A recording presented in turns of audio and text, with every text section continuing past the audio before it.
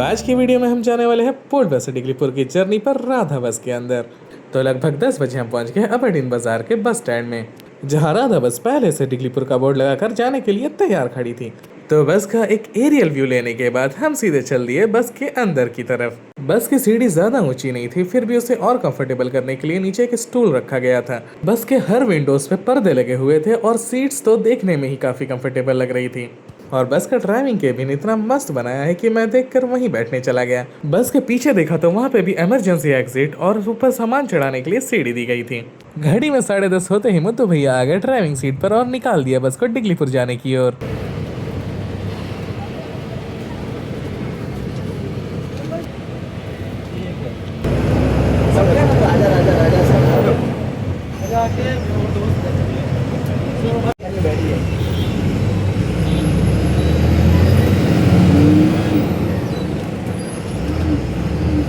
बाजार से निकलकर वीआईपी रोड से होते हुए हम निकले डिगलीपुर की यात्रा के लिए।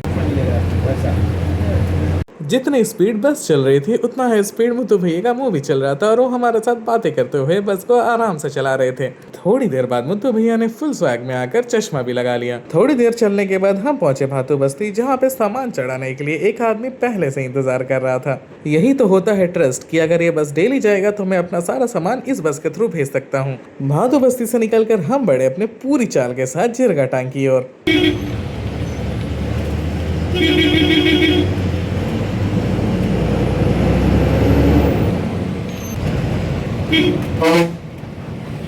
थोड़ी देर चलने के बाद हमारे सामने आया ये सुंदर नज़ारा और तभी अपना सुंदर चेहरा लेकर हमारे सामने गियर बॉक्स के ऊपर बैठ गए बस के ऑनर राकेश भाई। अब हमारे बेचारे मुत्तू भैया मालिक की निगरानी में बैठकर बस चला रहे थे।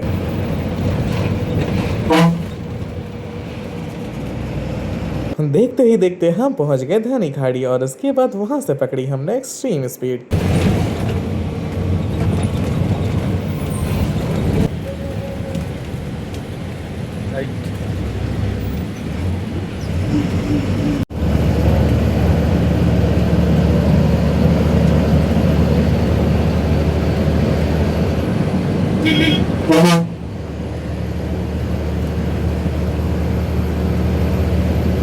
बैठे बैठे मैंने रियलाइज किया कि बस तो काफी बड़ी है लेकिन इसका स्टीयरिंग छोटा है और गियर तो इसका दिखाई नहीं दे रहा था। फिर इन सब चीजों से ध्यान हटाने के लिए मुत्तू भैया ने चला दिए उन जमाने के गाने जब वो खुद छोटे बच्चे हुआ करते थे।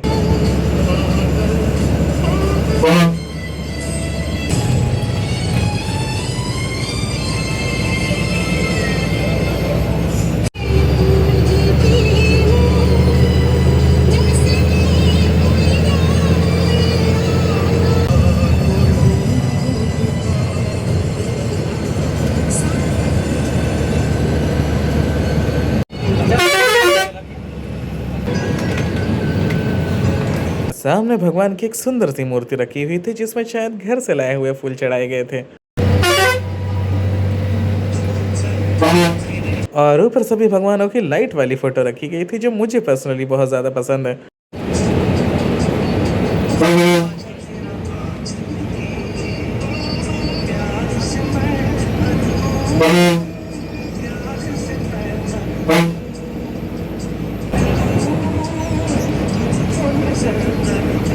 थोड़ा आगे जाते ही हमें सेकंड कमरे में आने वाली बसेस मिलने लगी जो पोर्ट ब्लेयर की ओर आ रहे थे।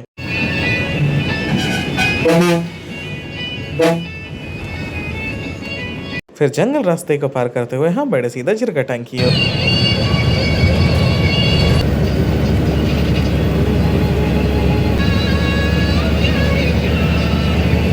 बस की स्पीड लिमिट 80 में सेट है, इसलिए बस लगभग 60 की चाल में चल रही थी। सामने देखा तो फर्स्ट एड बॉक्स था और ऊपर देखा तो ड्राइवर की और एक सीसीटीवी कैमरा था। सामने से सीसीटीवी कैमरा की नजर और पीछे से ऑनर की नजर। ड्राइवर करे तो करे क्या। मैं आपको बता दूं कि सेफ्टी के लिए सीसीटीवी कैमरा पूरे बस में लगाया हुआ है ताकि अगर बस में कोई भी इंसिडेंट हो तो हर पैसेंजर सेफ रहे।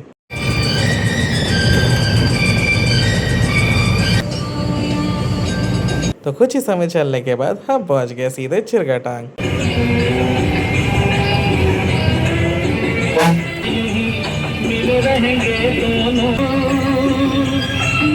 मैंने देखा हमारी बस चौथे नंबर पे खड़ी थी और ये लास्ट नंबर था क्योंकि हमारी बस पोर्ट ब्लेयर से सबसे लास्ट छोड़ती है। चिलचिलाती धूप वाले मौसम में बस का लुक देखने में मजा ही आ गया। तो दिन के 12 बजते ही हम निकल गए कन्वे के अंदर, जहाँ बाहर की वीडियो बनाना मना है। बाहर तो देखने का कुछ था नहीं, इसलिए बस के अंदर ही मूवी चला दी गई। बस के अंदर कंडक्टर के बैठने के लिए एक फोल्डेबल सीट अलग से लगा कर रखा हुआ था। बस की टीवी की स्क्रीन काफी बड़ी थी और बस के साउंड सिस्टम में JBL का स्पीकर लगा था, जिसके अंदर वूफर भी इंक्लूड था।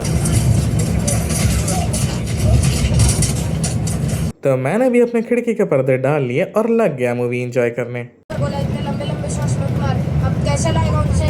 आराम मत कर, ले बैठ पकड़, मैं लाता हूँ। अरे रुक ना, मतलब विक्रम, अरे रुक ना। 1.5 घंटे की जर्नी के बाद हम पहुंच गए मिडिल स्टेट, जहां पे हम बोट आने का इंतजार करने लगे।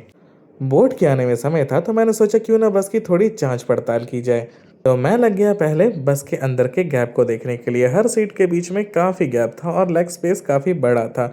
सीट बैठने में काफ़ी कंफर्टेबल थी और दोनों सीट के बीच से मुझे पीछे जाने में कोई परेशानी नहीं हुई। बस के लास्ट सीट में एक इमरजेंसी एग्जिट था, जो कि A टियर में होना बहुत ज़्यादा ज़रूरी है। बस के पीछे से सामने का व्यू भी काफ़ी अच्छा लग रहा था। इवन जो लास्ट सीट था वो भी काफ़ी कंफर्टेबल है, हालांकि वो लास्ट सीट सिर्फ 500 रुपीज़ में अवेलेबल होता है। मैं फिर आ गया वापस कैबिन के अंदर और कैबिन में जो गियर बॉक्स के ऊपर गद्दा डाल के रखा हुआ था वो मुझे काफ़ी ज़्यादा पसंद आया। फिर मैंने सीट्स की बारीकी से जांच की तो ये एक्चुअली बड़े और स्ट्रॉन्ग सीट्स हैं। फिर बस के ऑनर राकेश भाई आ गए ड्राइविंग सीट पे और आगे बढ़ाने लगे बस को बोट की ओर। फिर फाइनली आ गया हमारे बस को बोट में चढ़ाने का पारी, जहां मुत्तू भैया सारे लाइट जलाकर बस को बोट में चढ़ा रहे थे।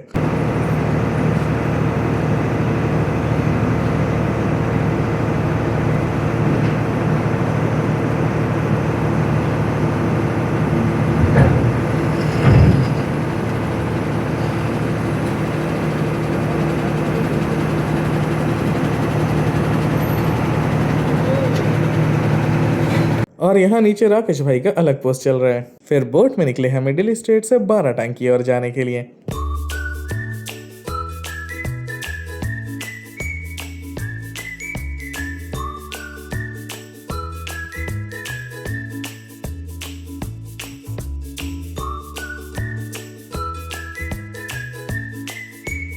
फाइनली हम पहुंच गए 12 टांग और वेट करने लगे हमारे बस के उतरने का।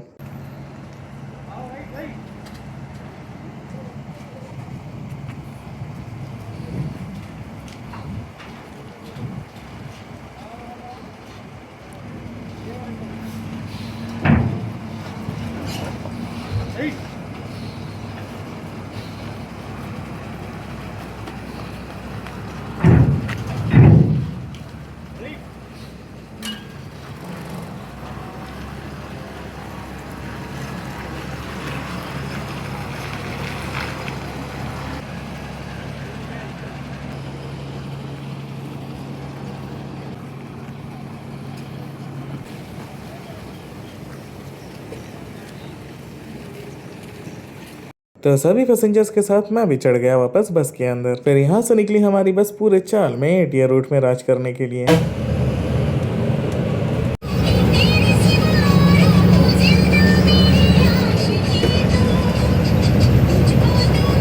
मुझे वो गियर बॉक्स वाला गद्दा इतना पसंद आया कि मैं वहीं आकर बैठ गया ड्राइवर के पास और सामने केबिन का बड़ा सा व्यू।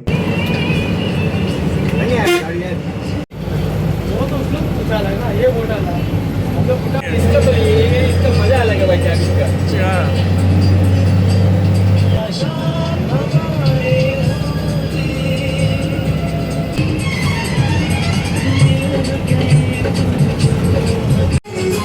सुन तो सही दिल की धड़कन,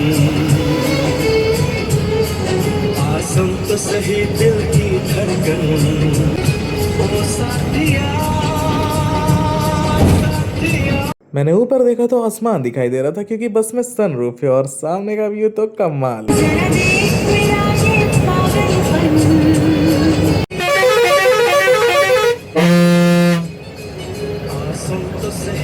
म्यूजिक सिस्टम भाई ने तगड़ा वाला लगा के रखा हुआ है और सामने ही ड्राइवर के ऊपर 2 स्पीकर भी दिए हुए हैं ताकि अगर पीछे पैसेंजर सो रहे हो तो भी ड्राइवर गाना सुन सके। अपना तोड़ेंगे।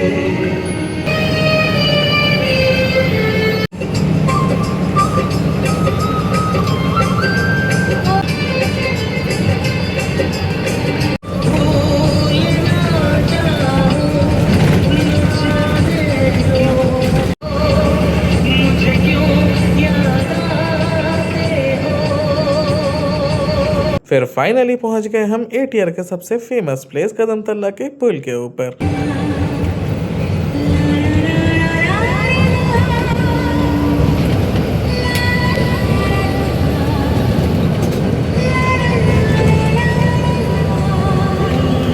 जहां पहुंचकर राकेश भाई को याद आया कि बस को बनाने में कितना खर्चा हुआ है और उसी शौक में आकर वो अजीब अजीब सी हरकतें करने लगे।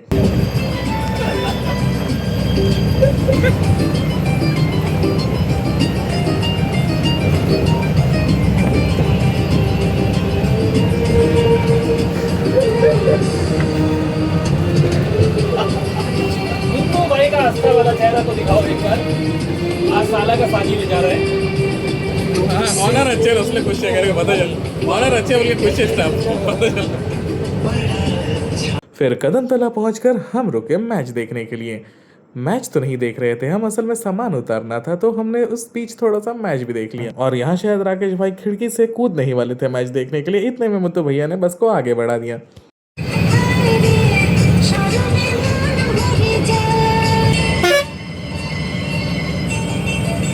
फिर थोड़ा आगे जाकर देखा किसी पागल ड्राइवर ने ट्रक को ड्रेन में चढ़ाकर ट्रक को वहीं फंसा दिया है। उसे 2-4 गालियां देकर मुत्तू भैया बस को लेकर बढ़ गए आगे। फिर हम पहुंच गए कदम तला अपने लंच ब्रेक के लिए और कदम तला बाजार में बस को खड़ा करके हम चले गए जी बाला रेस्टोरेंट के अंदर लंच करने के लिए। यहाँ बस स्टाफ के लिए अंदर अलग से खाने की जगह बनाई गई थी, जहाँ मैंने भी खाना खाया। बाहर नॉर्मल लोग खा रहे थे और अंदर हम लोग। खाने में दाल, सब्जी, चिकन, मच्छी, ठंडा पानी सब कुछ था। तो कदम तला के जी बाला फास्ट फूड एंड रेस्टोरेंट से निकलकर हम बढ़ गए सीधे अपने बस की ओर और ले गए बस को सीधे आगे डिगलीपुर की ओर।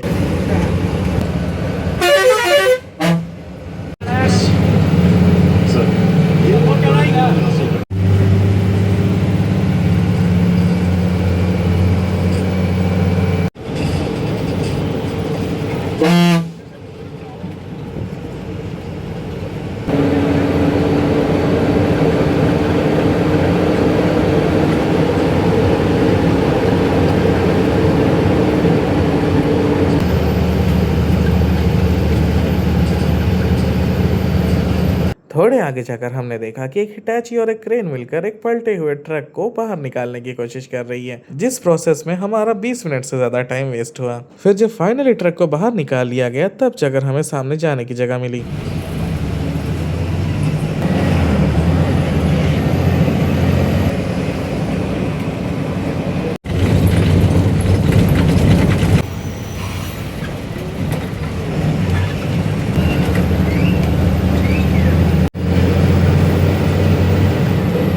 फिर थोड़े आगे जाकर रंगत जाने से पहले मिली हमें एक बारात, जहाँ कोई बर्बाद होने के लिए जा रहा था। फिर हम पहुंच गए बकुल तल्ला और अब आगे आने वाला था रंगत।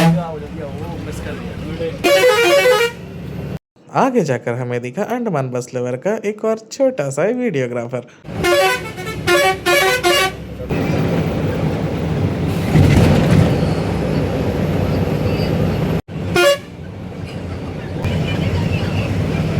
फिर बस के साथ चमकीले भड़कीले लाइट चलाकर हमने ले ली एंट्री रंगत के अंदर, जहां सामने डिगलीपुर से कदम तला जाने वाली शोभा बस खड़ी हुई थी।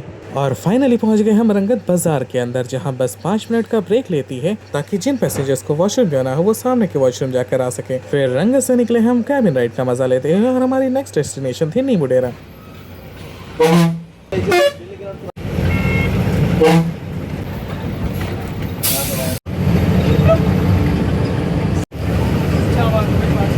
उसके बाद मुत्तू भैया ने बताई एक राज की बात कि लड़कियां आखिर क्या देखती हैं। अभी आपका शक्ल देख के अगर चलो लाइक करता तो मेरा मुंह मिल जाएगा। मेरा शक्ल देख के नहीं रे, बस को देख के करता। नहीं भैया ऐसा मेरा शक्ल में किया है। फिर हम साइड में समुद्र के व्यू का मजा लेते हुए बढ़ने लगे आगे अपनी डेस्टिनेशन की ओर। तभी हमें सामने दिखी 5:15 को रंगत से मायाबंदर जाने वाली STF।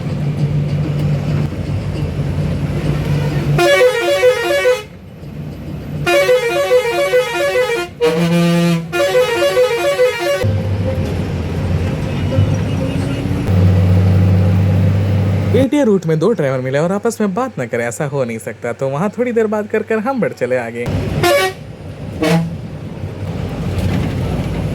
फिर तभी हमें सामने जाते हुए एक गाड़ी दिखी जिसके पीछे एक लड़की और एक बिल्ली बनी हुई थी। पता नहीं वो गाड़ी बिल्ली की थी या उस लड़की की।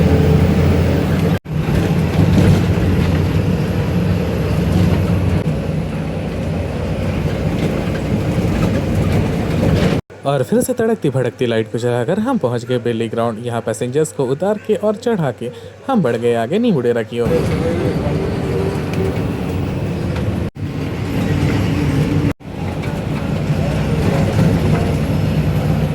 और फाइनली पहुंच गए हम अपने अगले रेस्ट स्टॉप यानी कि नींबू डेरा में। यहाँ पे बस 10 मिनट के लिए रुकती है, जहाँ हम चाय पी सकते हैं, एग रोल या समोसा खा सकते हैं और वॉशरूम भी जा सकते हैं। तो मैंने ठूसा वहाँ से एग रोल और आगे बढ़ गया माया बंदर के लिए। रात होते ही और लाइट डालते ही बस के अंदर का लुक भी काफी चेंज हो गया, जो देखने में काफी अच्छा भी लग रहा था। वहाँ से निकल गए हम सीधे आगे और हमारा अगला स्टॉप है माया बंदर।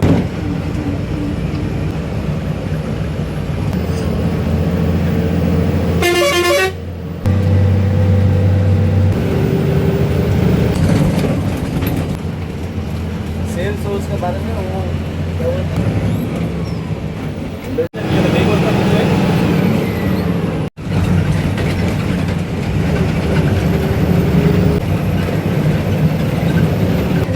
इसमें डालो ड्राइवर चेंज। और इसी के साथ हम पहुंच गए माया बंदर बाजार। और माया बंदर पहुंचते ही मुद्दू भैया उतर गए और हमारे ऑनर राकेश भाई चढ़ गए ड्राइविंग सीट में। फिर माया बंदर से राकेश भाई की ड्राइविंग का मजा लेते हुए हम बढ़े आगे डिगलीपुर की ओर।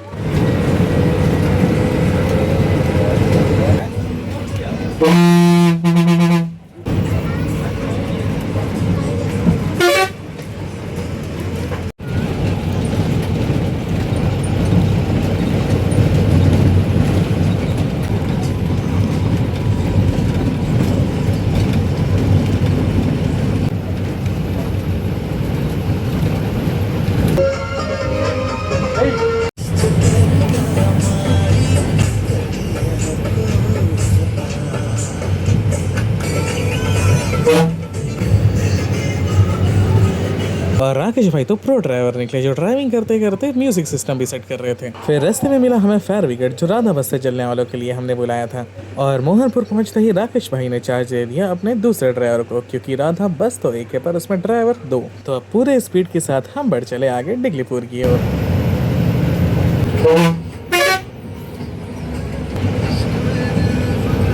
बाहर बस पूरी स्पीड में चल रही थी, मगर अंदर इतना कंफर्टेबल था कि पैसेंजर्स आराम से सोए हुए थे।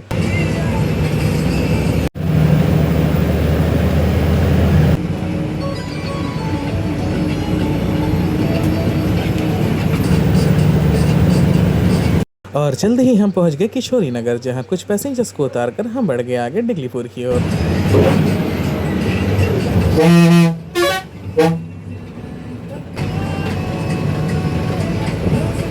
फिर कालारा जंक्शन होते हुए हम बड़े पूरी स्पीड से आगे।